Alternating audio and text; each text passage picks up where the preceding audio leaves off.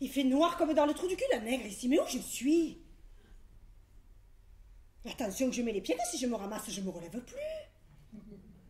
Mais où je suis? Mais c'est quoi cet endroit? Et alors, hein? On n'y voit rien. Enfin, moi, j'y vois rien. Oui, mais les endroits où il n'y a rien à voir, ça n'existe pas. Alors forcément. Oui, eh ben forcément ou pas forcément, j'y vois rien quand même. Oh là là, Rosette, ma fille, mais tu t'es encore perdue. Mais c'est quoi cet endroit? À la fin, il me vient la peur. C'est pas que, mais quand même. Bon. Quand on est perdu, il ne faut plus bouger jusqu'à ce qu'on vous retrouve. Alors, tant je me plante là, et j'attends. On verra. Enfin, s'il y a quelque chose à voir, pas vrai? Toi? On dirait qu'on t'a mis juste là pour moi. Alors, je profite.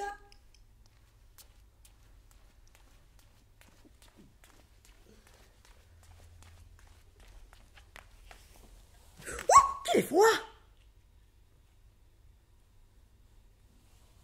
Enfin, je suis crevée, dis. Je sais pas ce que j'ai fait pour être flappie comme ça. Bon. Et maintenant, qu'est-ce que je fais? Qu'est-ce que tu fais? Eh, tu fais rien, Fadade. Tu sais même pas où tu es.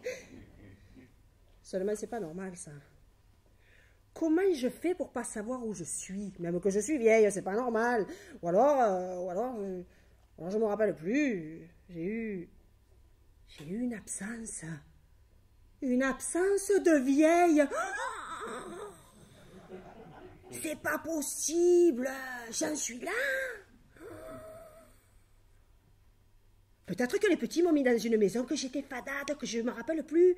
Et que d'un coup, je me réveille comme si j'étais une somnambule. Et je suis dans le jardin d'une maison de retraite. Et il fait nuit. Alors j'y vois rien fatalement. Voilà. Alors c'est ça. Je bouge plus pour qu'on vienne me chercher pour me trouver. Et là, tout s'arrange. Oui, tout s'arrange. Si j'ai pas reperdu la boule entre-temps. Je me suis pas fait dessus au moins. Dieu garde. Non, au moins ça. Je sais, moi. Bon, j'avais raison. Je reste là sur le banc, dans le jardin. Là, au moins, je suis sûre que... Oui, mais il n'y a pas d'herbe. Pas un brin. Pas une touffe. Il n'y a pas d'air. Il n'y a pas d'étoiles. Il y a comme... rien. À part le banc. Et alors, hein? Il se réchauffe pas. Oh, je comprends rien de rien. Moi, je crois que je préférerais m'endormir. Quand j'ai peur, ça m'endort, ça me l'a toujours fait. Tant pis, je dors.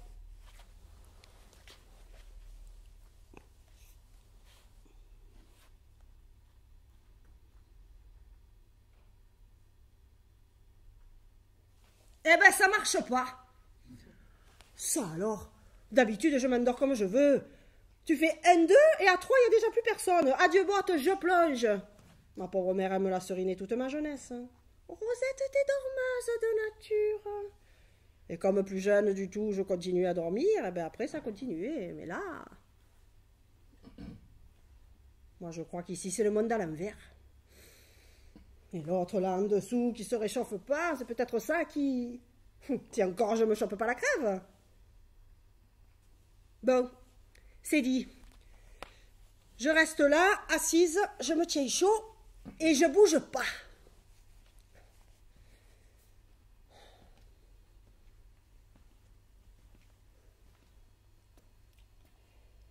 N'ayez pas peur, ne vous retournez pas. Oh mon Dieu, qu'est-ce que c'est? Je vous dis, n'ayez pas peur, ne vous retournez pas, et vous faites tout le contraire. Mais vous me faites rigoler, vous. Je vous ai même pas entendu arriver, je sais pas qui vous êtes, vous voulez que je sois calme? Bon, je sens que ça va être facile. Écoutez, soyez gentille.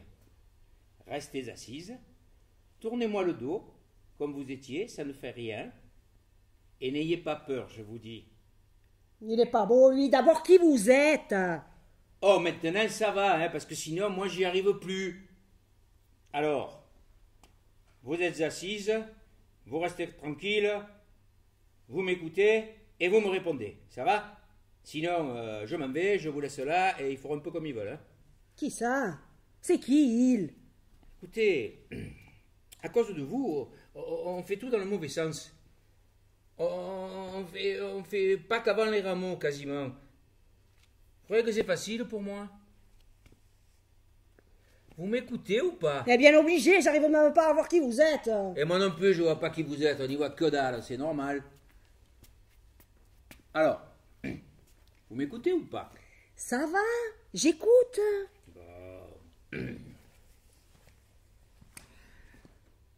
Vous êtes bien Rosette, c'est ça? Vous me connaissez? Et non, je vous connais pas. Je vous demande juste, simplement, si vous vous appelez Rosette. C'est comme, disons, une vérification d'identité, quoi, c'est tout, hein. Eh bien, nous sommes jolis. Tout à l'heure, il me demande mes papiers. Et si je m'appelle pas Rosette? Eh ben, si vous vous appelez pas Rosette, je vais être bien embêté. Même, je vais plus du tout savoir ce qu'il faut faire, déjà que je le sais à peine. Hein. Alors là, je suis foutu. Allez, vous angoissez pas, va, c'est bien moi, Rosette. Enfin, je veux dire, je m'appelle bien Rosette. Ouf. Merci, vous êtes gentil, ça concorde. Alors du coup, je suis plus à l'aise. Ah, vous savez, hein, il ne faut pas m'en vouloir. Hein. C'est la première fois que je fais un accueil. Un accueil de quoi? Un accueil. Un accueil de vous. Et encore une fois, nous n'en serons pas plus. Moi, je démissionne. Ah, ça, je crois que c'est pas trop possible. Et alors, qu'est-ce que je fais? Mais rien, je vous dis. Vous m'écoutez, vous me répondez, mais vous avez la langue qui marche toute seule, on dirait un serpent cobra. Et j'aimerais bien vous y voir. Ben justement. Quoi? Ça y est, encore, on brûle les étapes, on fait saute-mouton. Mais j'ai rien dit. À part ça, remarquez, je comprends que vous soyez troublé. Et je suis pas troublée, je suis énervée. Énervée de toutes ces choses. Rosette, je vous en prie, calmez-vous. Voilà, si on s'énerve, on n'y arrive plus. Alors, prenons les choses comme elles viennent. Hein? Eh oui, vous devez avoir raison. Il faut se dire que c'est comme ça, que c'est la vie. Alors justement, je dois vous dire que là, il y a un problème. Alors, je vous le dis franchement, il y a un problème. Vous voyez, des problèmes, il n'y a que ça. Alors c'est reparti. Alors puisqu'il y a un problème, il est où ce problème? Mais je vais vous le dire, je suis là pour ça. Mais d'abord, je vous en prie, calmez-vous. Et arrêtez de me dire de me calmer. Mais vous voyez pas que ça m'énerve? C'est comme chaque fois que je vais à l'hôpital pour faire les examens. Ils te massacrent. Ils t'enfoncent des trucs par tous les trous, ils te font des peurs bleues, ils te tirent la langue, les cheveux, les pieds, les organes de tous les côtés, et ils commencent toujours par te dire « détendez-vous », comme si ça pouvait aider, comme si on pouvait être détendu à supporter ça. Mais moi, je fais comme je peux. Voilà, je peux pas tout arranger. Que voulez-vous que la Boniface si le balai n'a pas de poils? Tiens, je connaissais quelqu'un qui disait ça souvent. Il se croyait beaucoup spirituel, lui aussi. Ah ben, comme quoi, nous avons peut-être des points communs. Hein? Alors, si vous m'écoutez, on va arriver à s'entendre. Enfin, je veux dire pas avec les oreilles, hein, à s'entendre, c'est-à-dire à se comprendre. C'est drôle, j'ai l'impression de connaître votre voix. Ou alors, c'est la façon dont vous parlez. Je sais pas, c'est drôle. Possible. Mais ça m'étonnerait, hein. Je vois bien qu'ici, on a un peu tous la même voix, le même timbre, le même phrasé. Je vois bien qu'avec les autres, là, ça me fait cet effet. Ah ben, vous non. Ou alors pas encore, hein. Quels autres? Bon, alors allons-y. Il est où ce fameux problème? Je vais vous le dire, je suis là pour ça. Mais d'abord, je vous en prie, asseyez-vous.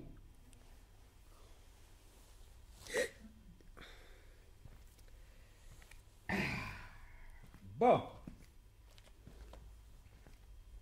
Rosette, je vous pose une question, d'accord? Où pensez-vous être? Quoi? Ici? Eh ben oui, c'est ça, ici. Mais, écoutez, monsieur, je ne comprends pas. Vous dites que vous allez m'expliquer et vous me posez la question à moi? Et comment j'ai fait pour le savoir si vous ne me le dites pas? Et vous le savez où vous êtes? Bah, plus ou moins, oui. Eh ben, vous valez 10, vous, les bras m'en tombent. Eh, je vous assure que c'est compliqué. Mais je vous assure aussi que je vais tout faire pour que ça se passe bien. Pour vous accueillir, comme je dois le faire. Vous arrêtez pas de parler d'accueil. Mais vous voulez m'accueillir où? Pour faire quoi? Pour rentrer dans la lumière. Ça nous ferait pas de mal. On n'y voit rien ici. Bon, passons. Vous comprendrez mieux tout à l'heure. Faisons plutôt des hypothèses. Enfin, comme si on joue aux devinettes. Hein? Alors, où pourriez-vous être? Bon, essayons. Alors pour moi, tout à l'heure, avant que vous arriviez, je me disais que j'étais peut-être dans le jardin d'une maison de retraite ou d'un truc pour les vieux. Genre long séjour, comme on dit maintenant. Non, vous n'êtes pas dans une maison de retraite, non. Pour le long séjour, il y a du vrai, mais on verra après. Allez, faites-moi une autre proposition. Bon, alors je suis dans un hôpital, quelque chose comme un hôpital. Non, vous n'êtes pas à l'hôpital. Mais ça aussi, on va en reparler bientôt. Mon Dieu, que je suis bête, mais je le sais où je suis. C'est ça, où êtes-vous? Et dans mon lit, grosse andouille que je suis. Dans votre lit. Et sûrement, et je suis en train de rêver. Et voilà pourquoi ce que nous raconte n'a ni queue ni tête. Eh, ça, il y a toujours un moment où on y pense. Mais j'ai une mauvaise nouvelle pour vous. Vous ne rêvez pas. Mais on dit ça dans tous les rêves. Admettons. Alors allez-y, réveillez-vous. D'accord. Et comment on fait?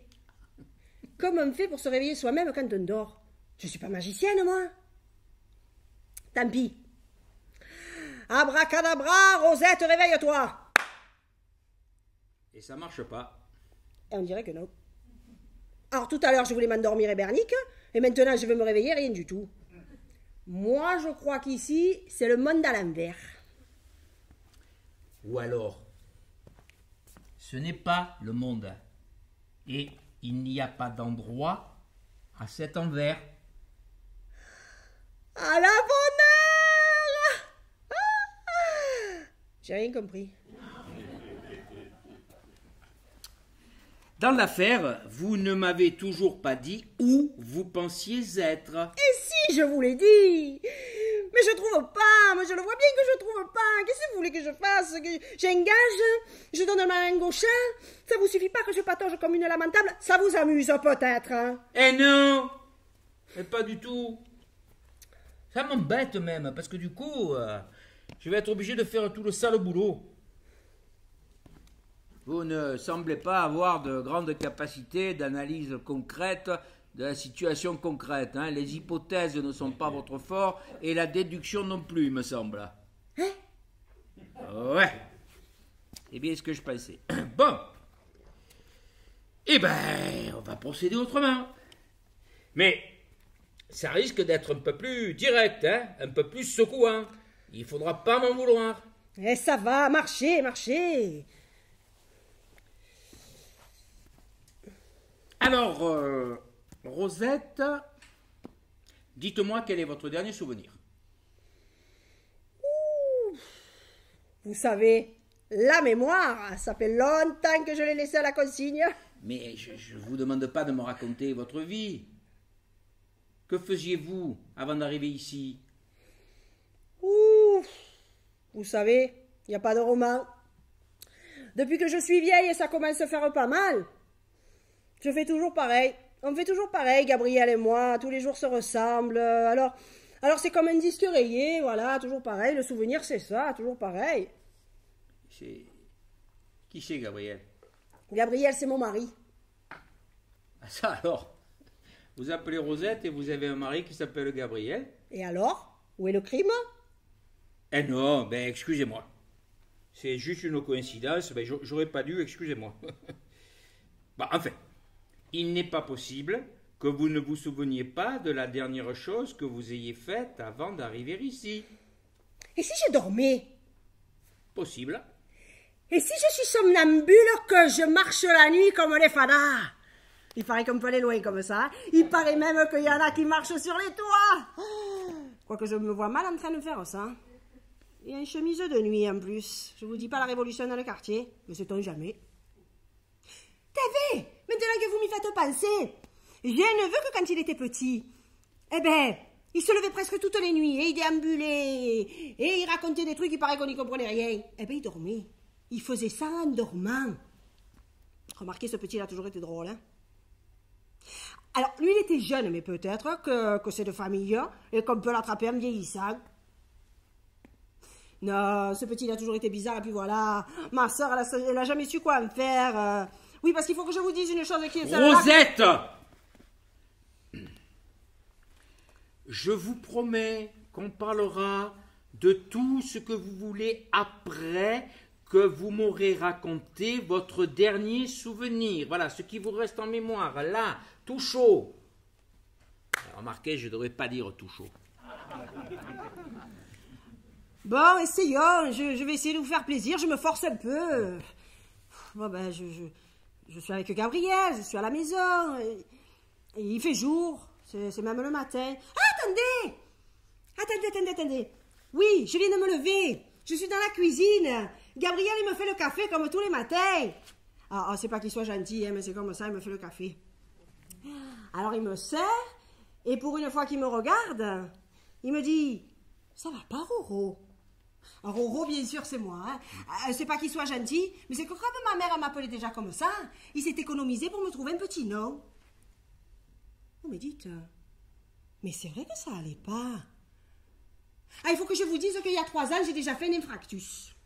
Ah, vous aviez déjà fait un infarctus. Oui, un infarctus, moins de 2 j'y passais. Vous voulez dire un infarctus? Et qu'est-ce que je dis d'autre? Sûrement, un infarctus. Je vous rappelle d'une que c'est pas rigolo, je vous souhaite pas d'en avoir jamais. Oh, j'ai une de ces trouilles, je m'en rappelle comme si c'était hier. Au moins, maintenant, vous n'aurez plus besoin d'avoir peur. Je vous donne ma parole que vous ne ferez jamais plus d'infarctus. Ma parole. Mais justement, rappelez-vous comme si c'était hier. Continuez votre histoire. Alors, Gabriel vous dit, ça va pas, Roro? Ah oui! Il me dit, ça va pas, Roro? Et alors, c'est vrai que ça allait pas du tout. Mal au cœur, mal dans la poitrine. Alors je lui fais, Gabriel, tu vois pas que je me refasse l'infarctus? Alors il me dit, on n'a pas encore bu le café, mais j'appelle les pompiers. Vous imaginez comment ça m'a rassuré. Mais pour ça, Gabriel, il n'a jamais été beaucoup fort. Et je te le vois venir, hein. Je t'appelle les pompiers, et ils t'emballent, et ils t'embarquent, et ils s'occupent de toi, pas moins. Encore un peu, il continue de le boire, son café. Oh, mais tout me revient. C'est très bien, vous y êtes presque. Continuez. Oh, l'enfant de garce. Mais c'est qu'il a continué de le boire, le café, pendant que je commençais de m'étouffer. Parfaitement. En attendant les pompiers, monsieur se buvait le café. Seulement, voilà, les pompiers, ils sont pas arrivés, jamais. Mais vous vous rendez compte? Et si j'étais vraiment en train de le faire, l'infarctus, où je serais maintenant? Eh oui. Alors, comme je me sentais à l'agonie tranchée, je lui ai fait, Gabriel, amène-moi tout de suite à l'hôpital. Vous savez ce qu'il me répond? Mais Roro, j'ai pas encore pris ma douche. Ma chose, mon coquet, mon brumel. Vieille merde que je lui fais. Hein, t'es aussi vieux que moi, et il te faut te faire le brushing pour m'amener aux urgences. Ah, ça c'est. Oui, alors moi, je crie, je m'énerve facilement, même que je suis malade et à moitié morte. Vous étiez à moitié morte. Il paraît, hein. Alors, ce fifre, il s'enlève le pyjama, il s'habille vite, on descend la voiture, et là, on roule. Je vais pas fort, hein. Et alors, on arrive à l'hôpital, mais là, je sais plus très bien. Je me vois dedans, mais je sais pas comment on m'a transporté. Ah oui! Je me vois sur un chariot, on roule qu'on dirait qu'on fait la course, et là, j'ai le trou. Tout naturellement. Sûrement que je me suis évanouie ou quelque chose comme ça. C'est plutôt quelque chose comme ça. Non mais rigolez pas, monsieur, c'est que là je me souviens plus de rien pour de bon, hein. Et c'est pour ça que je rigole pas du tout. Attendez.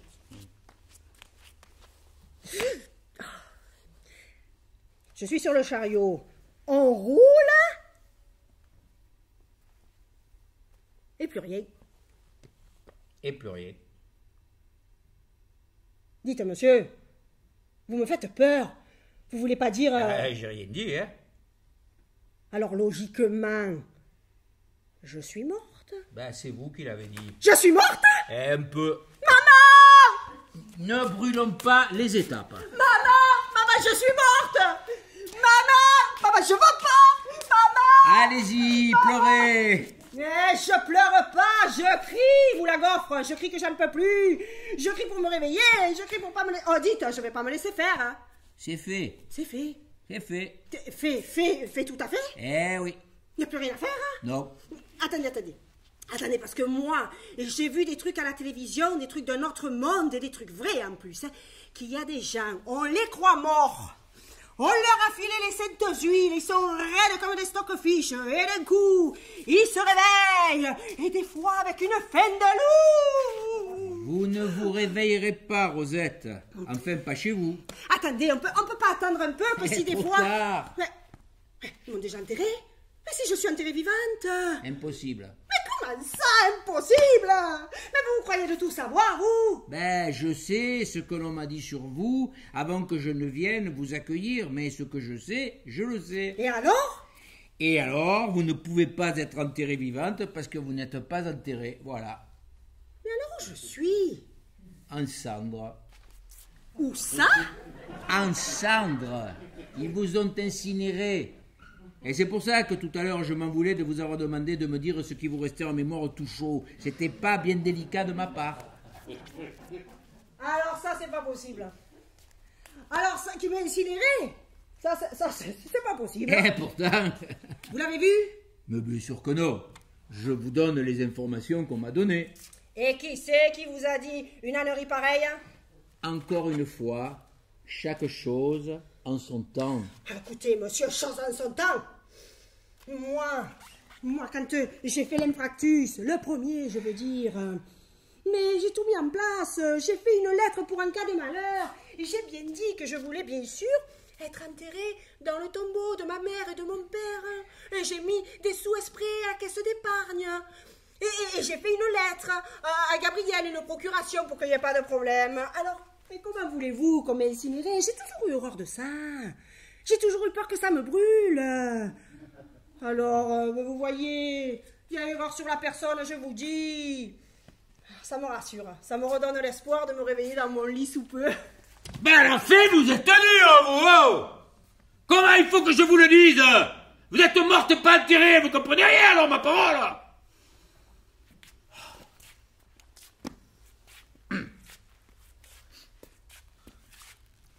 Votre mari, que je ne savais même pas qu'il s'appelait Gabriel, hein, il a décidé de vous incinérer parce que ça allait plus vite et que ça coûtait moins cher. Voilà. Alors, désolé de vous lâcher ça comme ça, hein, mais si vous voulez mon avis, votre Gabriel, ce n'est pas un ange. Oh, le salopard. Il m'a fait ça. Il m'a brûlé sans ma permission. Et qu'est-ce qu'on s'en fout? Qu'est-ce que ça change?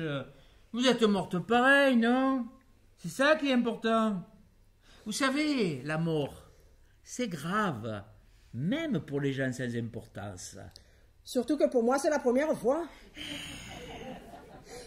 Mais, et le rituel alors? La cérémonie, l'enterrement, tout ça? Oh, c'est important aussi. Moi, je sais que quand les autres mouraient, j'adorais ça. J'étais une passionnée des corbillards. Je me sentais toute recueillie, c'était délicieux. Alors moi, j'ai rien eu. Ils m'ont foutu au feu et adieu baraque. Ils m'ont transformé en anglais. Il aurait mieux valu, qui sait. Il paraît qu'on vous a fait une cérémonie religieuse rapide comme une colique et qu'on vous a juste un peu exposé. D'ailleurs, à ce propos, bon, je vous le dis, pour vous enlever du regret. À ce qui semble, on vous avait outrageusement maquillé. Alors il paraît qu'une de vos nièces était morte de rire et qu'elle a dit comme ça. C'est à croire que Tati, elle va jouer dans le Muppet Show. Celle-là, c'est même pas la peine de demander qui c'est. Ça a toujours été une mouine curienne et une vipère en plus. Enfin, le résultat est là. Vous êtes là. Et on m'a chargé de vous accueillir. Bon. Et on est où ici? C'est quoi ce banc? En fait, on n'est nulle part. D'une certaine façon, cet endroit n'existe pas. C'est un leurre, un sas. Il permet d'accueillir et de préparer l'arrivant ou l'arrivante, disons, psychologiquement. Ce banc n'est rien. Vous avez senti la froideur de ce qui a l'apparence de la pierre? Je veux dire, j'ai les fesses glacées, il n'y a pas eu moyen que ça se réchauffe. Vous voyez, vous commencez à percer les secrets du lieu. Un banc de pierre, un vrai, ça se réchauffe sous les fesses. Celui-là, non. Il reste glacé. C'est, disons, une indication déjà à la fois métaphorique et symbolique. Il est un rappel, presque un palimpseste de la pierre funéraire. Il annonce que la vie ne reviendra plus dans un corps destiné à l'anéantissement. Il vous permet de vous reposer, telle la sépulture, mais de même, il est le lieu dont vous vous dresserez pour entrer dans la lumière. Passage à la fois vide et plein entre l'avant et ce qui doit advenir. Arrêtez, vous me donnez le tournis. De toute façon, pour moi, ça peut pas marcher, parce que là, en bas, j'ai pas de tombeau. Ah. En bas de quoi? Eh bien là, en bas, on est bien en haut, non? Mais il n'y a plus de haut, il n'y a plus de bas. Mais alors comment on fait? On marche au plafond comme les cafards? Mais on marche même pas. On n'a plus de pieds puisqu'on n'a plus de corps, enfin. Et ça qu'est-ce que c'est? Ça, c'est quoi? Mais c'est une idée de bras. Ah bon? Et ça, c'est une idée de mornifle peut-être, hein? Mais elle est complètement cinglée, celle-là. Et bien évidemment, c'est sûrement que ça tombe, j'en étais sûr. Écoutez, si j'avais pas des consignes strictes, eh ben je vous en virerais une que votre tête, elle ferait 3 tours. Quelle tête? J'ai plus de tête. Exact. Et je suis sûr que vous n'en avez jamais eu. Et on a trouvé personne d'autre m'envoyer qu'un gros méchant comme ça? Alors je meurs. On me maquille comme un carnaval.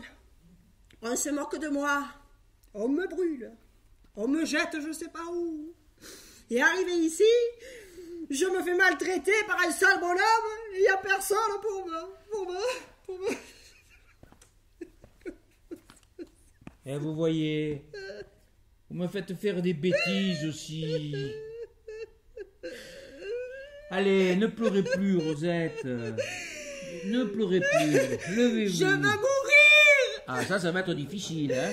Mais j'en ai assez de choses difficiles. Bon, je vais faciliter tout ça.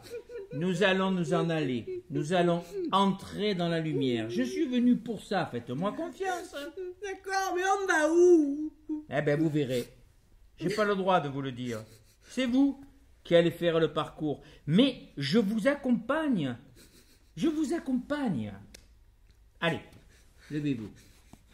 Venez. Bien. Mettez-vous face à moi. Voilà.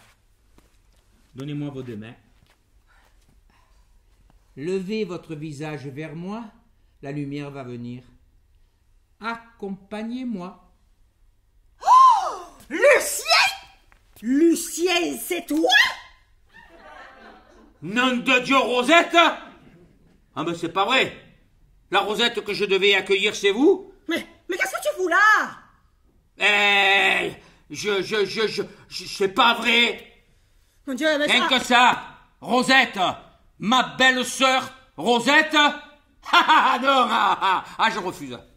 Je me disais bien qu'il y avait quelque chose qui n'allait pas. Et ce ton de voix et ces emportements. Et que voulez-vous que la bonne y fasse si le balai n'a pas de poils? Mais ça, c'était du Lucien tout craché. Mais qu'est-ce que tu fous là, Lucien? Quoi, je suis mort?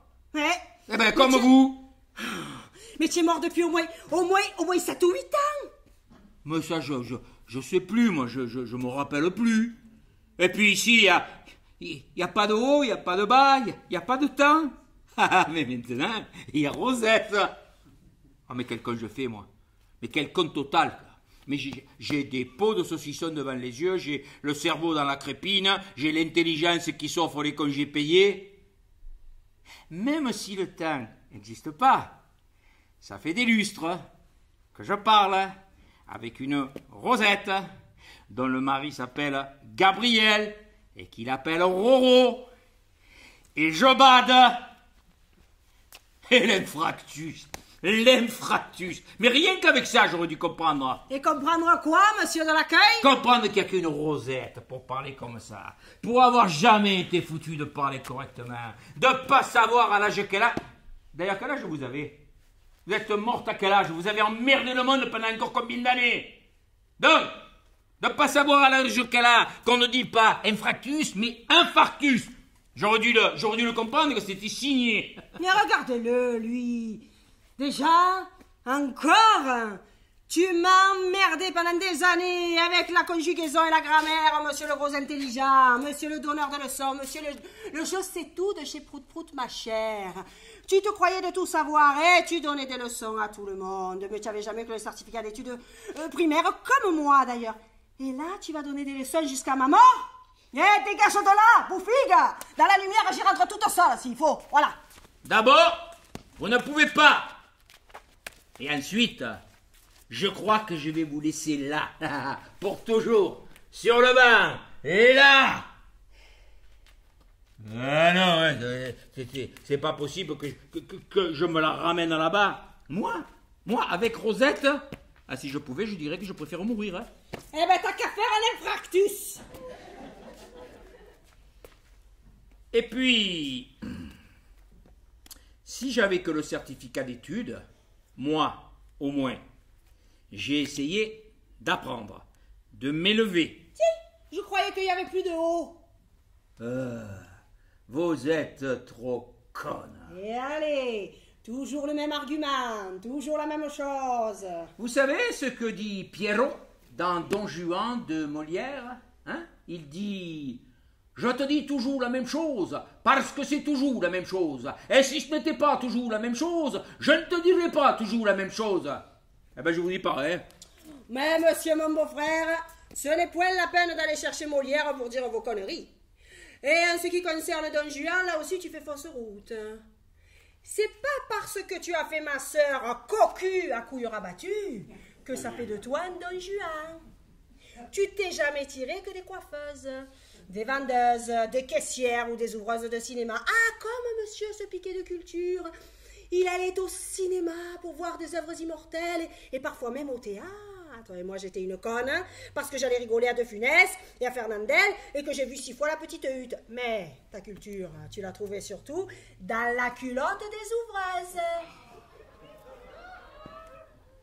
Je vous trouve bien méprisante avec toutes ces dames. Modestes, certes, mais qui au moins travaillaient avec un métier, tandis que vous vous êtes laissé nourrir comme une truie jusqu'à votre dernier jour. Gabriel, c'était pas un ange sans doute, mais ça ne m'étonne pas qu'à la fin il en ait eu plus que marre. Il vous a eu sur le dos comme une tique toute sa vie. Tiens, j'espère qu'il respire à l'heure qu'il est. Voilà, lui il respire et moi j'étouffe. Tu n'as plus de poumon, Casanova. Oh, ça suffit maintenant, hein! Parce qu'en plus, il faudrait pas nous faire le grand numéro de la femme vertueuse, Dame Rosette. On sait ce qu'on sait. J'ai rien à me reprocher, moi. À part ça. Et Sébastien Labrouste. Quoi, Sébastien Labrouste? Sébastien Labrouste, le dentiste. Il vous a pas soigné que les dents. Sous prétexte de vous faire arranger la bouche, vous alliez vous faire arranger le cul. Alors à l'autre, hein? Seulement un dentiste, bien sûr. Un dentiste, c'est chic, alors du coup, on est autorisé. Les femmes vertueuses comme vous peuvent tirer des coups sans vergogne s'ils puent pas la sueur. Ah ouais? Dites-moi, Dame Rosette, est-ce qu'il avait la queue qui sentait le clou de girofle, Sébastien Labrouste? Et au fait, il vous a pas trop plombé au moins? Oh, mais qu'est-ce que tu racontes, gros malhonnête? Mais finissez le cirque, Rosette. C'est votre sœur qui me l'a raconté. Comme elle vous servait de confidente pendant des heures au téléphone. Elle en savait un bout sur vos histoires de fesses. Eh ben, cette Jeannette, elle a jamais su tenir sa langue. Il fallait qu'elle parle. Même en n'ayant rien à dire, Madame Piapien. Tant qu'elle meurt, je vais lui en dire 4. C'était pas votre sœur pour rien. Côté langue, vous avez toujours fait le concours. Mais elle, sa langue, elle s'en servait pour parler. Et c'est tout. C'est pas Rosette qu'on aurait dû vous appeler. C'est Saucisson. Tandis que vous, en plus de votre langue, même mort, je voudrais pas savoir tous les endroits où vous l'avez laissé traîner. Et qu'est-ce que tu en sais de ce qu'elle en faisait de sa langue, ma sœur? Ça t'arrange bien, ça, hein? Ma sœur cocu mais honnête, moi poufiasse et ouvre braguette. Elle, Pénélope, moi grosse salope. Ah, tu t'en tires à bon compte, beau merle, avec des chansons comme ça. Pas vrai? Et si ta femme, elle s'était fait ramoner par tout l'immeuble, hein? Si tous les voisins, ils y avaient joué à l'autobus en y passant dessus, hein? Si je te l'apprenais, qu'est-ce que tu dirais, gros incroyeur? Je dirais rien, parce que j'en croirais pas un mot. Quoi que j'ai pu faire comme bêtise, Jeannette ne m'a jamais fait d'accroc. Sur mon lit de mort, j'en étais encore sûr. Alors c'est pas la peine d'essayer de détourner l'attention et de raconter des histoires. Et puis surtout sur votre sœur. Ça n'est guère charitable. Mais la charité, c'est pas ce que c'est, hein. Vous n'avez jamais eu que du fiel pour tout le monde. Vous étiez le contraire de votre sœur. Le contraire. C'est ça qui vous a toujours rendu envieuse et malade et méchante. Elle était belle, intelligente et généreuse. Et vous? Ah non, merci. Rosette, tout ce que je détestais. Rosette. Allez, vous allez bien. Ce prénom ridicule. Je vous l'ai dit. C'est Saucisson qu'on aurait dû vous appeler, avec en plus andouille et boudin. Ah, Sainte Jeannette maintenant. Venant de toi, ça manque pas d'air. La sainte patronne des bêtes à cornes, la reine de la manade. À propos de ses cornes, elle disait elle-même qu'elle les avait tellement longues qu'elle n'arrivait plus à passer sous l'arc de triomphe. Mais ça, bien sûr, cocagne, elle avait que des qualités, Jeannette. Et puis, Jeannette, ça vous donne l'allure de quelqu'un de très bien, ce prénom. De doux, de gentil, de délicat, modeste et vaillante, une vraie madone. Tandis que Rosette, c'est balourd, c'est ridicule, c'est empoté. Ça peut faire et dire que des conneries, une Rosette. Il n'y a jamais personne qui va la prendre au sérieux, il n'y a jamais personne qui va lui porter de l'attention. Tout pour Rosette, tout pour Jeannette, rien pour Rosette. Non mais dis, c'est de ma faute à moi si on m'a collé ce prénom ridicule, hein? En tout cas, il vous allait drôlement bien. Votre père ici était pas trompé, hein. À croire qu'il vous a vu arriver et qu'il a tenu à vous signifier tout de suite qu'il ne serait pas dupe de votre bêtise. Là, c'est ça. Vous êtes né conne comme un jambon et il vous l'a pas envoyé dire, le beau-père. Du coup, ça me rend presque sympathique. Eh ben, monsieur l'esprit fort, tu es un gros ignorant. Un vrai navet des Flandres. Tu parles, tu pérores, tu fais des phrases et rien, tu sais rien du tout. Tu te crois de tout savoir et puis tu ferais mieux de... Eh, tiens, je te l'ai toujours dit, tu m'as toujours énervé avec ta manie d'arranger les histoires à ton goût comme ça t'arrange. Tu es rien qu'un arrangeur de merde. Tu prends de la merde, tu en fais un tas et tu crois que tu as fait une œuvre d'art. De mieux en mieux, hein, pour le niveau. Mais ça change rien à l'affaire, votre vomi de bassesse. C'est pour te dire que tu sais rien, c'est tout. Tu sais pourquoi elle s'appelle ma sœur, Jeannette? Tu le sais pas. Alors je t'explique, moi. Ma sœur, elle s'appelle Jeannette parce que son parrain, c'était l'oncle Jean, le frère de mon père. Tu vois? Eh, je comprends que je vois. Un gros con qui faisait son important parce qu'il avait un poste à 2 sous au Gaz de France. L'oncle Jean, le notable de la famille. T'as rang de cuir, hein? Et de toute façon, pour toi, tout le monde sait des cons, à part toi. Alors comme ça, c'est simple. Mais on s'en fout de l'oncle Jean. Ce que je veux t'expliquer, si tu es capable de comprendre, c'est que ça s'est fait normalement. Ça s'est fait dans les normes. Le parrain, c'était l'oncle Jean. Alors ma sœur, sa filleule, elle s'est appelée Jeannette. Et comme on avait une grand-tante qui s'appelait Jeanne, que c'était l'impératrice des casse-couilles, et que mon père, il pouvait pas la souffrir, eh ben, il a choisi Jeannette pour qu'on confonde pas. Et puis, c'est plus doux. Jeanne, des fois, ça fait revêche. Jeanne, des fois, ça fait revêche. Voilà le genre d'expression stupide, grotesque, dont vous avez toujours eu le secret. Rien à faire, hein? Même morte. Vous êtes con. Eh oui, tu es là, tu sens que tu vas avoir tort, alors tu me balances ton venin là pour me faire perdre le fil, mais moi le fil je le perds pas. Alors voilà pourquoi Jeannette, tandis que moi, tandis que moi c'était le patron de mon père. Figure-toi que c'était du temps où mon père, il faisait le mécanicien au salon de l'automobile. Ah, mon père, il a toujours eu le fond lèche-cul. Ça l'a perdu, cet homme. Alors, 2 ans après Jeannette, je m'annonce. Mon père, il se voyait déjà un chef d'équipe à l'usine. Alors, il passait des langues au patron. Et il lui vient l'idée de lui demander d'être le parrain de sa fille.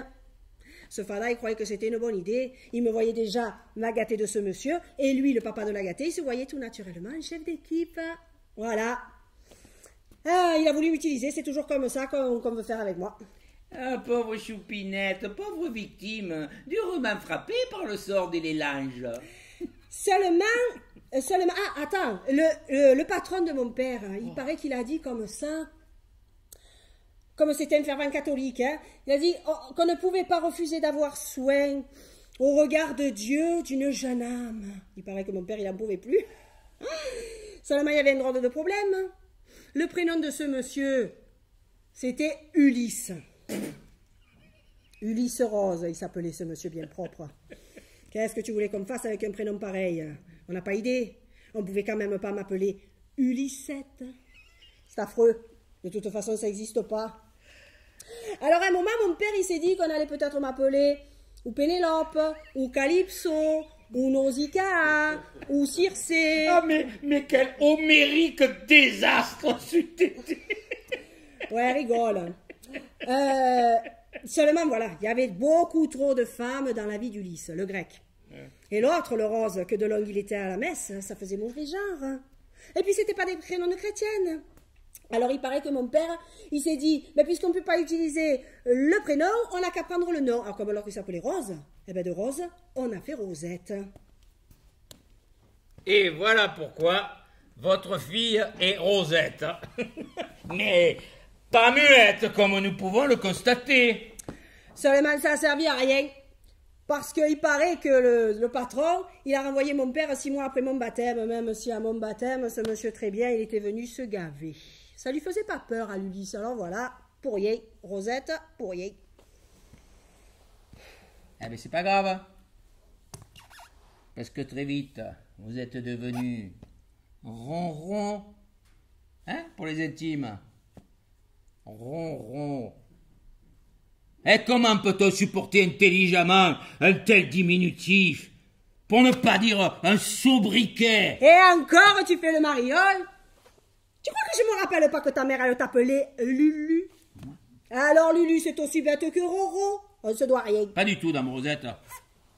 D'abord, Lulu, c'est très courant. Ça passe inaperçu. Il y a des Lulu plein la colline. Et en outre, je ne l'ai jamais toléré.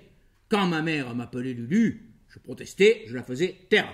Ben tiens, mange-le, le gâteau, Lulu à maman, tu l'aimes. Tu n'avais pas l'air fin. Lulu à maman. Mais au début que tu fréquentais Jeannette et que tu nous as présenté ta mère, cette vieille sorcière qui faisait la mielleuse, mais qui était aussi méchante qu'un régiment de Cosaques. Ah, ça y allait, les Lulu à maman. Et toi, gros bêta, hein, tu faisais le poupon, un vrai con sur un pot de fraises. Moi, j'étais qu'une jeune fille, mais je savais juger et je me disais, et ma sœur, elle va s'épouser cette espèce de tabernacle? Dame Rosette, je vous prie de laisser ma mère en dehors de tout ça, le cas échéant. Vous expliquerez directement avec elle. Comment? Je vais voir ta mère? Joséphine, Fifine, la reine des Migales? Et où je vais la voir, ta mère? Calme! Voilà! Ça y est! Encore! Vous êtes contente, hein? Vous me faites faire des bêtises! Vous me faites dire ce que je ne dois pas dire! À cause de vous, je fais tout à la mer depuis le début! Mais quelle idée de m'avoir envoyé moi! Mais qui c'est qui a eu cette idée? Ta gueule maintenant! Ta gueule, tu as compris! Arrête-toi! Immédiatement! Ouh, mais je vois que l'on me tutoie de nouveau. Nous progressons. Ça doit faire au moins 50 ans que tu l'as plus fait. Ne me dis plus tu, je sais tout, sais-tu. J'ai tout vu et j'ai tout entendu. C'est un moment d'égarement. Je vous ai retiré le tutoiement. Je ne veux aucune familiarité avec quelqu'un comme vous. Je suis ici parce qu'on me l'a demandé. Mais je ne suis pas tenu d'être familier, dame Rosette. Alors, passez au large. Et ça, non? Dame Rosette. Tu te croyais finot de m'appeler comme ça. Tu te démarquais. Tu te croyais de m'humilier. Eh bien, je vais te dire un secret. Ça m'a toujours plu.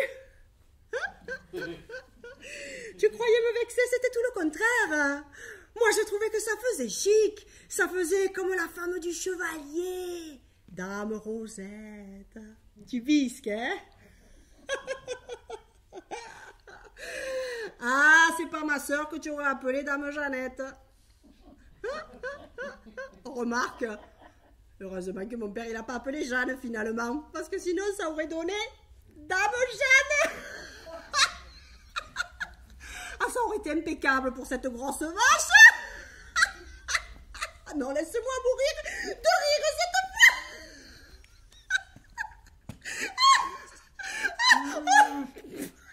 Vous n'avez rien à dire sur ma mère et rien non plus sur ma femme, fût-elle votre sœur. Nous ne sommes pas là pour ça. Et arrête, va, fût-elle. Et d'abord, tu te dois d'être familier avec moi parce que je suis de ta famille. Et toc. Et dans tout ça, moi je vois qu'il y a une belle injustice. Oui, une belle injustice. Tu vois pas laquelle, pas vrai? L'injustice, là. Et sûrement. Et pourquoi c'est moi qui suis morte? Pourquoi c'est pas Jeannette? Elle était plus vieille que moi, c'était à elle de mourir. Encore une fois, c'est moi qui trinque à sa place.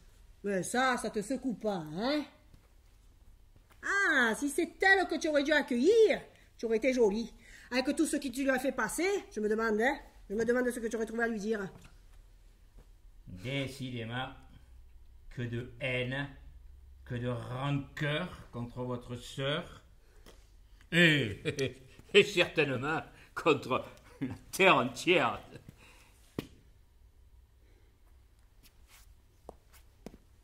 D'ailleurs, j'y pense. Espèce de saloperie. Tout à l'heure, c'est de mes enfants que vous avez parlé avec votre bouche pleine de venin. Ne faites pas l'étonner, hein? Le neveu, si bizarre qu'on n'a jamais su quoi en faire. C'est Faust, pas vrai? C'est mon fils. Et la moins que rien, la vipère. C'est Aïda, ma fille. Mais qu'est-ce qu'ils vous ont fait, ces petits, pour que vous les détestiez autant? Vous n'avez jamais rien fait pour eux. Vous ne les avez jamais gardés. Vous ne leur avez même pas payé un goûter. Vous ne vous y êtes jamais intéressé. Et malgré ça, vous trouvez quand même à redire? Eh, c'est pas moi qui aurais dû aller dans le Muppet Show, comme l'a dit si gentiment votre fifi chérie. C'est eux, avec leur prénom accouché dehors, bouffis de prétention, tout ça parce que monsieur mon beau-frère se piquait d'aimer l'opéra. Ah, chez vous, on aimait que Gounod ou Verdi, de quoi casser les oreilles à toute la famille. Et ces deux pauvres petits, pour votre vanité, vous les avez affublés de ces pancartes à la place de prénom. Faust et Aïda. Pas cher. Eh, c'est pas étonnant que ça les ait rendus fada. C'est pas que je les aimais pas, mais c'est que vous les avez rendus au jobard avec vos histoires dans notre monde. Du coup, ils se croyaient l'élite, ces deux couillons. Ben, c'est sûr que c'est pas vos trois fils qu'on aurait pu confondre avec l'élite. Sauveur, Roger et Norbert. Le fabuleux triplé. On peut dire qu'ils m'ont toujours impressionné, ces trois-là. Ça se visitait. Et comme disait je sais plus qui, quand on faisait danser les couillons, ils n'étaient pas à l'orchestre. Ah, on peut dire que vous les aviez réussi, hein. C'était du sur-mesure, les enfants de Rosette. De vraies pointures. Ah, sale type, va. C'est vrai que ça marchait pas trop à l'école pour eux, mais c'était des braves petits. Seulement, les gens qui sont gentils, c'est des faibles pour toi, pas vrai? Des imbéciles, tandis que les salopards de ta sorte, ah, ça c'est des gens bien, des vrais, des durs, des tatoués, pauvre citron. Bon, et puis maintenant ça suffit. Tu m'as dit de passer au large, alors je suis d'accord, on ne se parle plus, on arrête ces conneries et on s'en va d'ici. Alors où est-ce qu'il faut aller? Moi je veux y aller, allez. Je vous l'ai dit, on doit entrer dans la lumière. Eh bien d'accord, alors allons-y. Justement, elle n'y est pas. Mais comment ça, elle n'y est pas? Alors comment on fait? Justement, j'en sais rien, moi. C'est-à-dire que...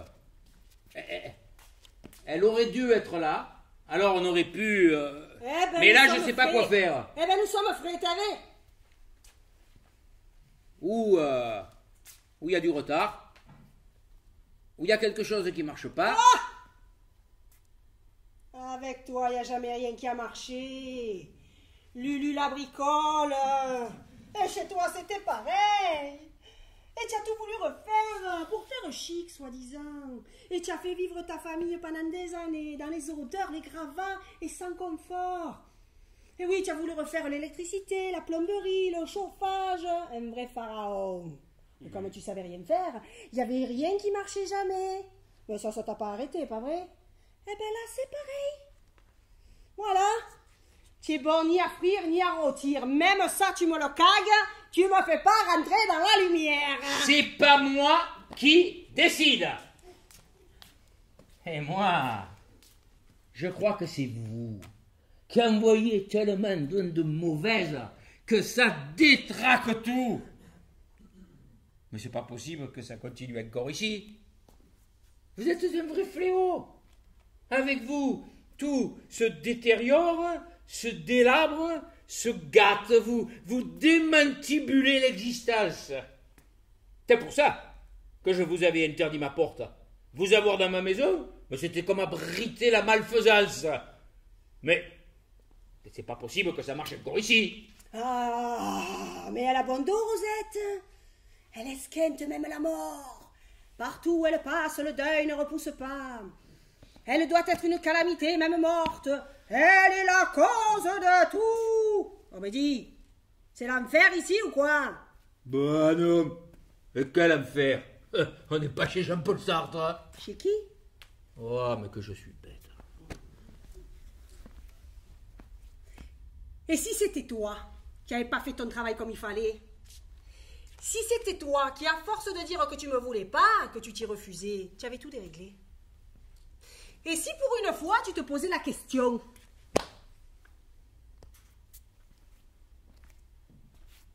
Bon, d'accord. J'ai réagi violemment. Mais il y avait de quoi. On ne peut pas tout demander à un homme. Mais quel homme? Tu es encore un homme ici? Ou là-bas, d'où tu viens, dont il ne faut pas parler? Quel homme tu es là-bas? Encore celui qui me refusait sa porte, qui m'empêchait de voir ma sœur? Moi, je croyais que quand on meurt, on pouvait arranger les choses. Eh ben, sinon, c'est même pas la peine de mourir.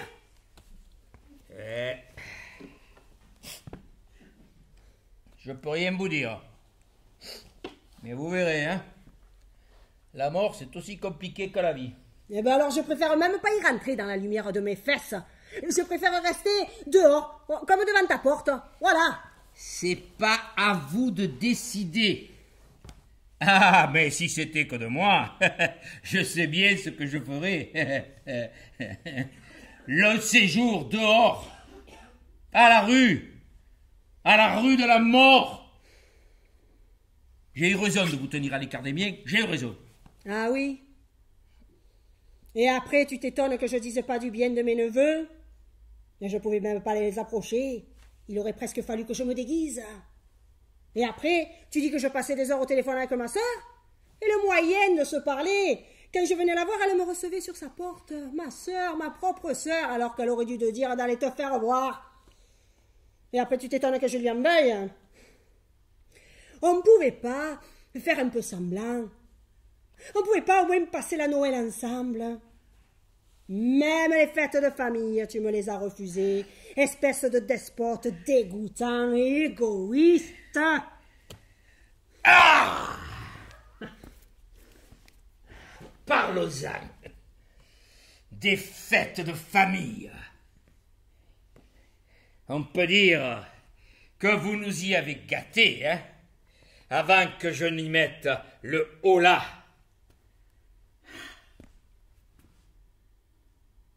Je me souviens tout particulièrement du baptême d'Aïda. On peut dire que vous vous y êtes distingué.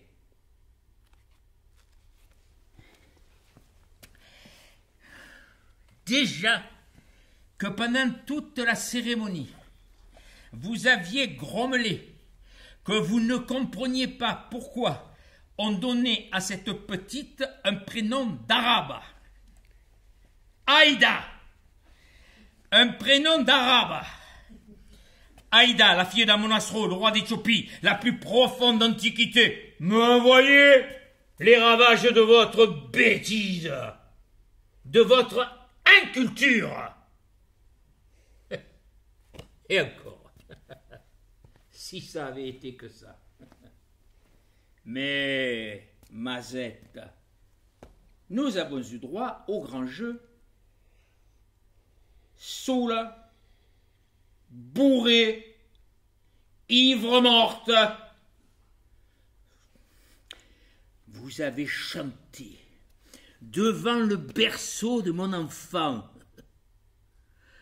Balivalo dans son berceau, bandé déjà comme un taureau. Au fan de putain, lui dit sa mère, tu l'as déjà comme ton père.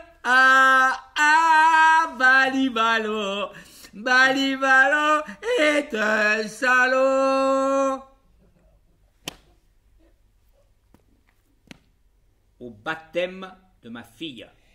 J'avais bu, j'avais fait des mélanges sans m'en apercevoir. Et qu'est-ce que je dis d'autre? Vous avez vidé jusqu'au dernier fond de verre. Vous avez décrété que vous étiez une grande danseuse de bebop. Et vous vous êtes trémoussé, après avoir remonté votre robe quasiment jusque sous les bras. Vous aviez une culotte bleue et un porte-jarretelle bleu aussi, vous voyez, je m'en souviens encore. Et puisque j'avais bu... Et après...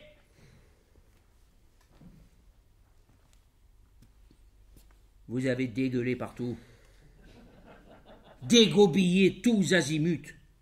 Jeannette vous a couché dans notre lit, vous l'avez rempli de vomi.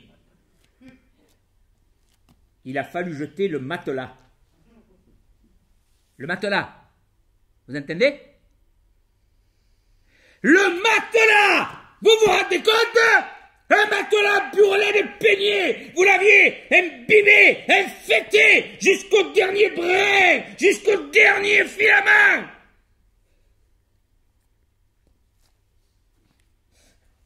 Les voilà, vos fameuses fêtes de famille!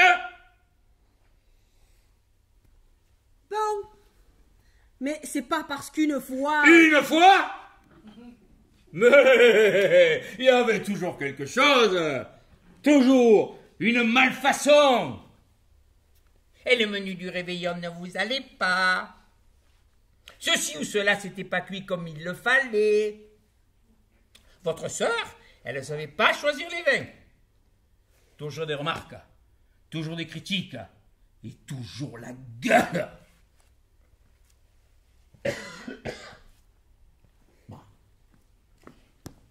Et pour les 10 ans de Faust, pour son anniversaire, quand, tout fier, il nous a récité Les Conquérants de José Maria de Heredia, qu'on lui avait fait apprendre à l'école. Tout le monde a applaudi, sauf vous. Vous lui avez dit devant tout le monde, et je suis sûr que tu ne comprends rien à ce que tu débites. C'était délicat, hein, Tati Rosette? C'est vrai qu'il y comprenait rien. On lui avait fait apprendre ça comme un perroquet, tout le monde le félicitait, mais moi je suis pas d'accord. Mais on s'en foutait de vous! C'était son anniversaire à lui. Bon sang de bonsoir. Mais qu'est-ce que vous aviez besoin de venir lâcher là vos soi-disant considérations pédagogiques comme des crottes de chiens? Surtout vous, avec vos 3 fils fameux qui, pour pas être en reste, triplaient régulièrement leur classe, tout par 3. La bêtise multipliée par 3.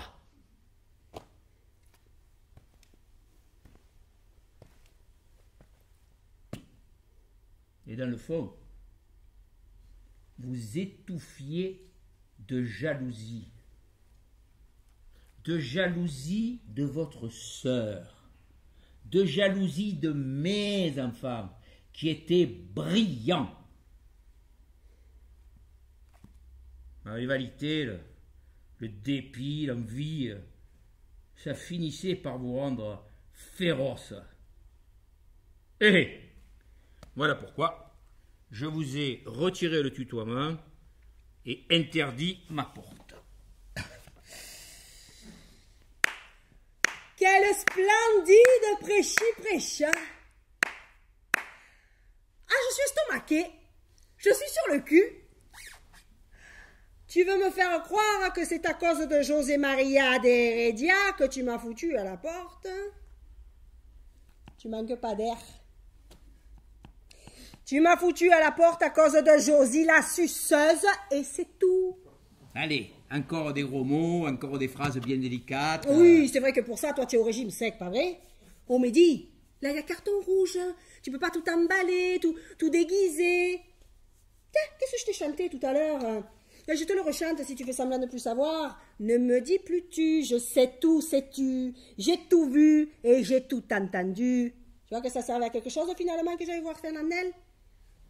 Je t'ai vu et je t'ai entendu. C'était un soir d'été et tu te faisais sucer dans ta bagnole par Josie, la petite shampouineuse du salon de coiffure de Madame Gina, là où ta femme, elle allait se faire coiffer à 2 pas de chez toi. C'est pas honte? Tu t'étais garé là, dans le terre-plein qu'il y avait derrière votre immeuble. Ah, c'était bien trouvé, tu te croyais tranquille. Seulement moi, des fois, je passais par là pour aller voir Jeannette, vu que ça raccourcissait. Comme il faisait très chaud, tu avais poussé la vergogne jusqu'à laisser les fenêtres de la voiture ouvertes. Je t'ai vu, parce que je t'ai entendu. La voix bien rauque. Pompe plus fort, pompe plus fort. Et Jeannette, et comment elle s'appelle déjà? Et Josie, elle s'activait. Elle a dû apprendre parce que tu en as fait ta maîtresse pendant tant d'années. Et ma sœur, elle n'a plus pu aller se faire coiffer chez Madame Gina. Encore un problème à cause de tes frasques. Vous n'aviez qu'à rien lui dire. Ma vie privée ne vous regardait pas. Il est pas beau, lui. Ta vie privée. Mais c'était aussi celle de ma sœur. Et c'est plutôt ma sœur que tu as privé de vie. Et c'est pour ça que je lui ai tout balancé. C'est pour ça que tu m'as foutu à la porte. Ça n'a rien à voir avec José Maria d'Heredia. C'est pas vrai. C'est un tout. Un filet garni. Si vous vous étiez pas mêlé de cette histoire, ça n'aurait peut-être pas tourné comme ça. Ben tiens. Ma sœur, sa spécialité, c'était les yeux fermés. Je sais rien, je vois rien et je fais comme si de rien. Alors là, c'était terminé le carnaval aveugle. Et c'était pas pour l'emmerder ou par jalousie, comme tu l'as si souvent déclaré. Mais c'est parce que toi, monsieur le gros délicat, tu n'avais pas beaucoup de scrupules dans l'affaire. Rien qu'à savoir que ma sœur, elle allait chez sa coiffeuse se faire laver la tête par celle qui t'essorait la bite. Ça, j'ai pas pu le supporter. J'ai pas pu. Surtout que cette gourde de Jeannette, elle laissait des pourboires royaux, comme tous les gagnants petits. Mais ça te faisait rien? Qu'elle refile la pièce à la maîtresse de son mari? Et sans doute que dans son dos, cette poufiasse de Madame Gina, avec ses ouvrières, elle se serait foutue de sa gueule, mais dans son dos, pour pas perdre la cliente. Et c'était moi la fouteuse d'embrouille. On me dit, tu pouvais pas aller te faire sucer par quelqu'un d'autre, par simple élégance.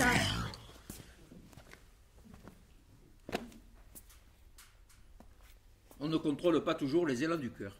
Un cœur, oui, avec des lèvres bien ourlées. Un cœur qui devait faire attention à ne pas faire sentir ses dents. Vous salissez tout, hein. Souillé, saleté, c'est une vraie vocation chez vous.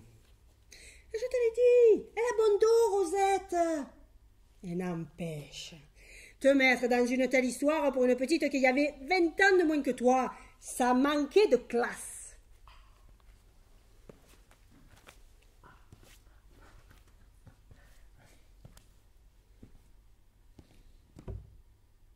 Et Monique Guérin, elle n'avait pas presque 20 ans de moins que Gabriel.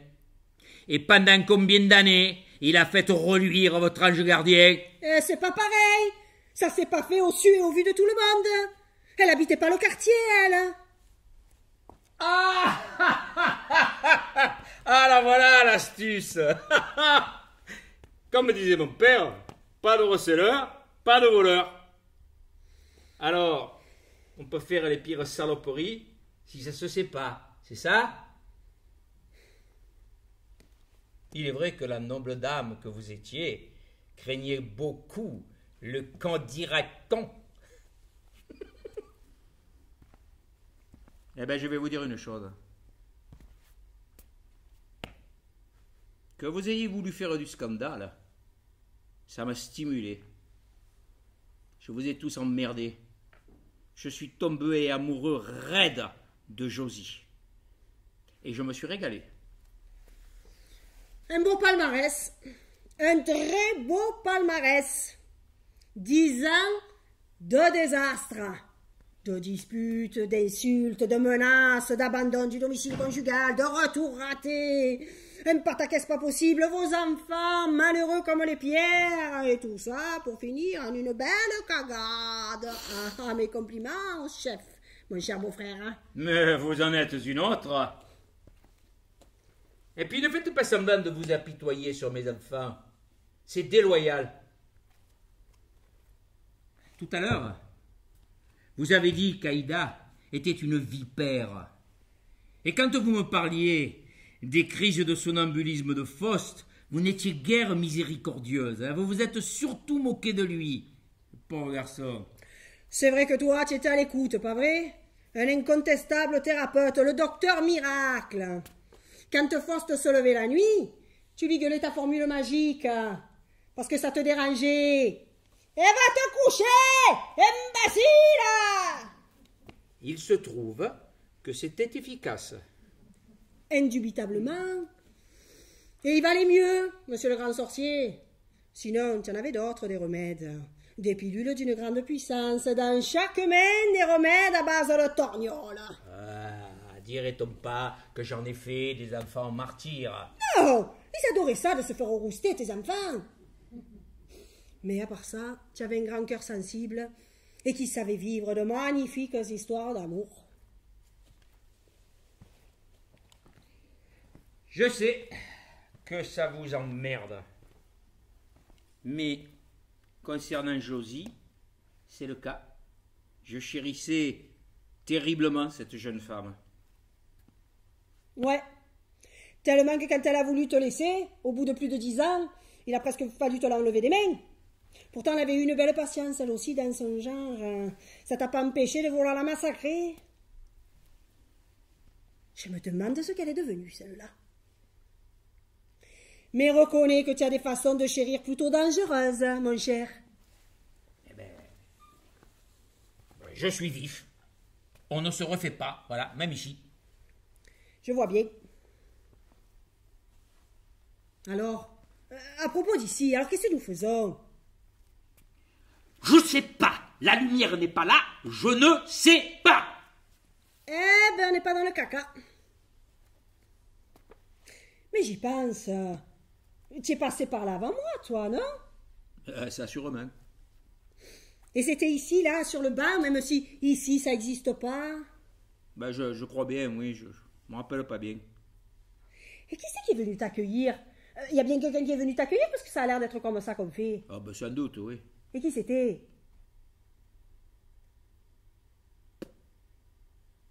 Ben ça alors, je me rappelle pas. C'est-à-dire qu'après, tout a tellement changé. T'as pas attention que tu vas me dire quelque chose que tu voudrais pas me dire. Oh, c'est vrai. Merci. Pas de quoi.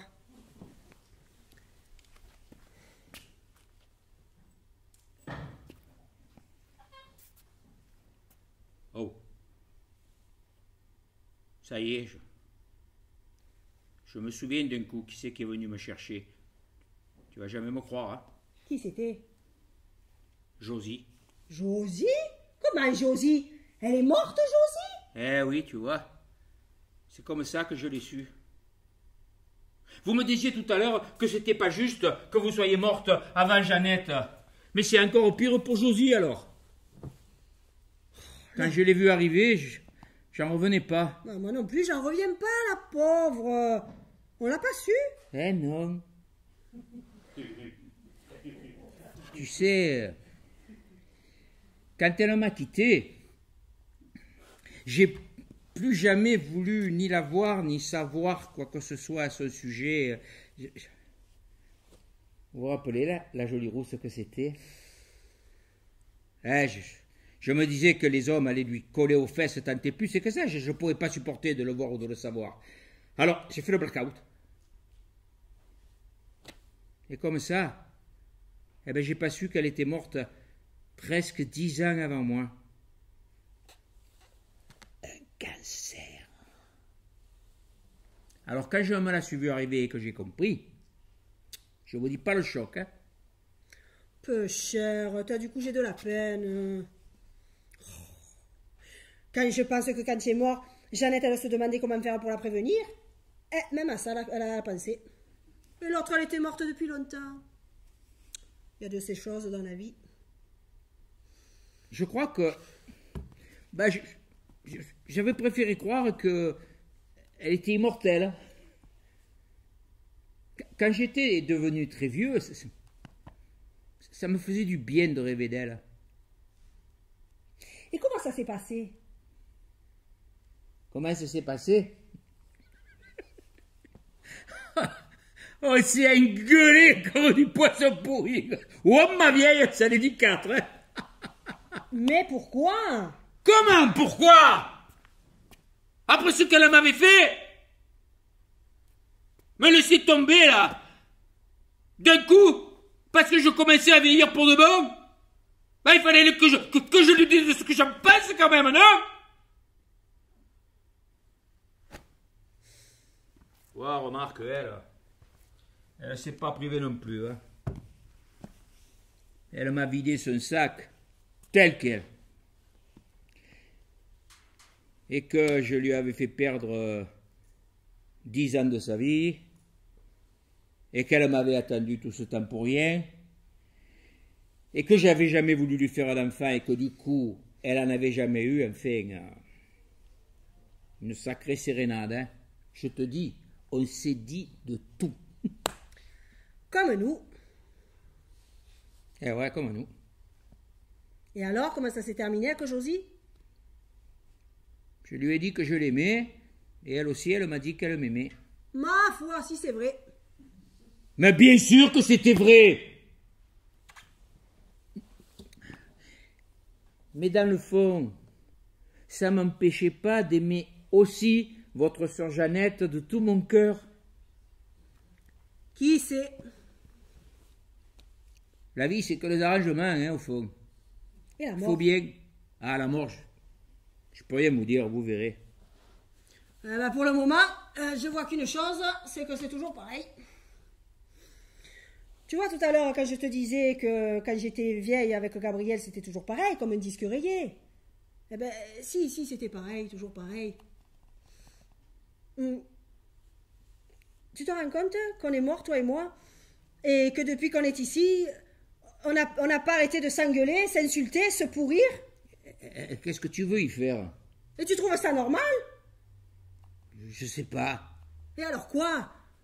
Alors, on continue, encore et encore. Alors, attends. Alors, on vit comme des taupes.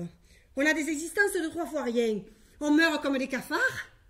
Et on continue la dispute. Mais on continue jusqu'où comme ça? On continue, mais c'est vrai qu'on va jusqu'à l'éternité? Non, je sais que tu peux rien me dire, ça va. Mais si c'est vrai, alors on va se disputer jusqu'à l'éternité? Mais alors, on siffle jamais la fin de la partie? Pousse, stop, allez, on rentre au vestiaire, et on ramasse les cartes quand? Jamais?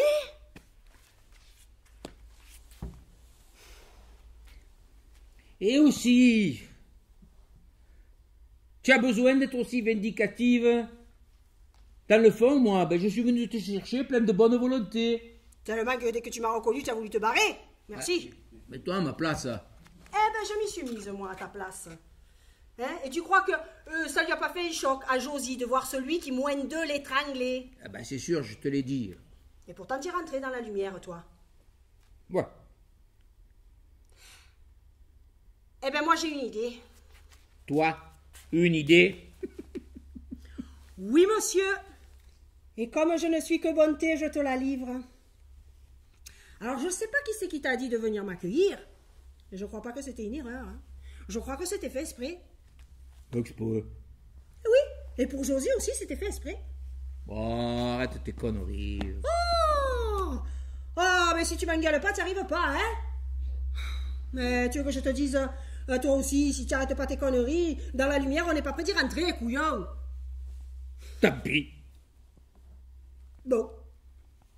Alors attendons. On nous enverra peut-être quelqu'un d'autre. Josie, par exemple. Ou Sébastien Labrouste. Sébastien Labrouste, pourquoi Sébastien Labrouste? Parce qu'il est mort, mon petit dentiste, il y a 2 ans. Ah oui. Oh, quand je l'ai su, j'ai pleuré comme une madeleine. Ah, j'aurais pas cru que ça me donne autant de regrets. Pauvre Sébastien. Tu l'aurais pas vu par hasard? Oh, ne recommençons pas, va.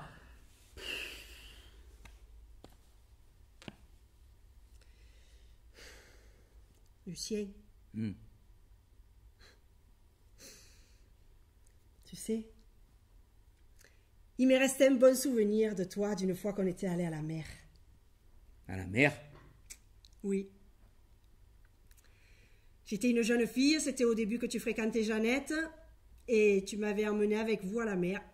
Alors c'était sans doute pour te faire bien voir de mes parents, mais j'étais si fière d'être avec le fiancé de ma sœur.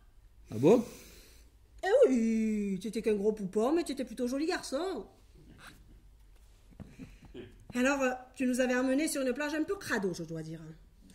Et là, en courant sur le sable, je suis tombée, et tu sais, sur un truc d'emballage, c'est ce truc-là, un vrai rasoir.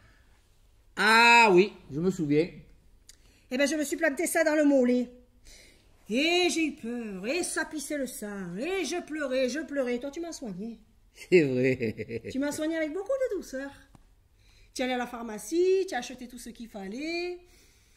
Voilà, tu m'as soigné, tu as mis un beau pansement, tu m'as dit que tu avais appris ça au service militaire. Tu m'as guéri, tu m'as dit que c'était pas grave. Mais tu vois, j'ai gardé la cicatrice. Je l'ai gardée toute ma vie. Je t'ai dit autre chose en te faisant le pansement. Quoi? Je t'ai dit que tu avais de jolies jambes. C'est vrai. Et tu as toujours eu de jolies jambes. D'ailleurs, tout à l'heure, quand je t'ai parlé du baptême d'Aïda, je t'ai dit que je me souvenais de la couleur de ta culotte, de ton porte-jarretelle. Et c'est vrai que j'étais en colère contre toi. Hein. J'étais furieux que tu sois ivre comme ça. Mais même furieux, je dois dire que quand tu as remonté ta robe, je n'ai vu que tes jambes. Magnifiques. Mais dis, si je rentre dans la lumière, Lucien, je vais rester un vieux machin, avec les jambes tordues et qui sent mauvais. Tu verras. Moi, je crois que si ça s'arrange pour moi, quand Jeannette va arriver ici, c'est moi qu'on enverra. Il faudra bien qu'on s'explique. Et ça y est, tu fais déjà l'importante. Et si c'est toi, qu'est-ce que tu lui diras? Oh, mais en fait, je crois qu'on ne fait jamais deux fois un accueil. Oui, mais une supposition. Ma foi, c'est compliqué. Hein. Moi, je sais. Tu devrais lui chanter quelque chose. Chanter? Oui. C'est pas vrai que j'ai qu'un seul souvenir de toi, Mbo. J'en ai un deuxième. Alors, c'est vrai que tu me cassais les oreilles avec ton opéra et ton bel canto. Mais moi, j'aimais quand toi, tu chantais. Ça t'arrivait des fois. C'est vrai? C'est vrai. Et quand à la place des airs de Rigoletto ou de Mireille, tu chantais la chanson de Francis Lemarque. Laquelle? Mathilda. Oh. Je m'envolais quand tu l'as chantée. C'est pas que t'avais une très belle voix, mais je sais pas, celle-là, elle te rendait sincère. Voilà, c'est le mot, sincère. J'ai jamais compris pourquoi. Mathilda, et plus personne ne doit la connaître maintenant. Hein. C'est la plus belle et la plus triste chanson du monde. Alors, c'est la chanson de la vie. C'est beau, mais c'est triste. Tu te rappelles que ma mère, elle disait ça? C'est beau, mais c'est triste. Dis, Lucien, comment c'était la chanson? Oh. Oui, la chanson, allez. C'est une valse.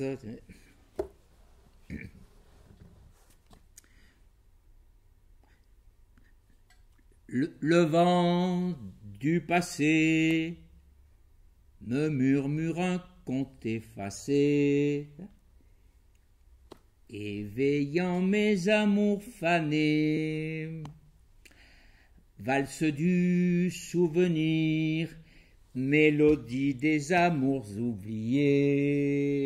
Quand vous valsiez, Mathilda pour moi, valsez Mathilda, valsez Mathilda, joli fantôme de mes jours fleuris. Tourbillon parfumé, en valsant vous étiez si jolie. Quand vous dansiez Mathilda pour moi. Comme un vent léger qui passe et ne revient jamais, en souriant m'avait quitté. J'ai retrouvé ce soir le chemin des amours envolés. Oh, Lucien, tu as vu? C'est ça la lumière? J'ai vu, elle est là. Oh, tu vas te moquer de moi, mais tu sais ce qui me vient là? Vas-y. Paix sur la terre aux hommes de bonne volonté. Il y a un problème. On n'est pas sur la terre. Et il y en a un autre, je suis pas un homme. Hein? Oh, Lucien, j'ai la trouille. Et moi aussi. C'est comme si je recommençais. Oui, mais comment on va faire? J'ai la frousse de ma vie, je t'assure, Lucien. On va y aller, Rosette. Je te jure qu'on va y aller. Oui, mais j'ai peur. Moi aussi, je te dis. Et quand on a peur, chère belle sœur, qu'est-ce qu'on fait pour se donner du courage? Je sais plus, Lulu. On chante. Balibalo dans son cercueil, bandait encore comme un chevreuil.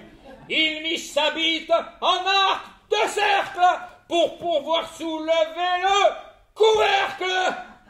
Ah, ah, Balibalo, Balibalo est un salaud. Ah, ah, Balibalo, Balibalo est un salaud. Ah, ah, Balibalo, Balibalo est un salaud. Ah, ah, Balibalo, Balibalo est un salaud. Ah, ah,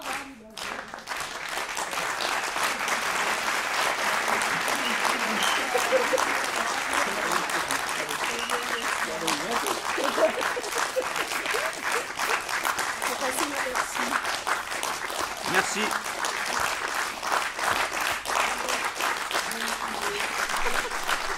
Ah, mais c'est plein. C'est plein. Merci beaucoup. Merci. Ça fait du bien d'avoir du public. Merci infiniment. Voilà pour tous les professionnels qui sont là. Merci donc à la ville de Septembre de nous accueillir. Formidable. Je sais pas. C'est à toi. À toi, vas-y, dis-nous un petit mot, quelque chose. Ah, je croyais que tu allais rester muette. Ouais. Ah, Tchédani. Déjà qu'elle a plus de répliques que moi. Non, ben évidemment, moi, bien sûr que je vais remercier Septembre, mais je remercie Septembre tout le temps, mais avec raison.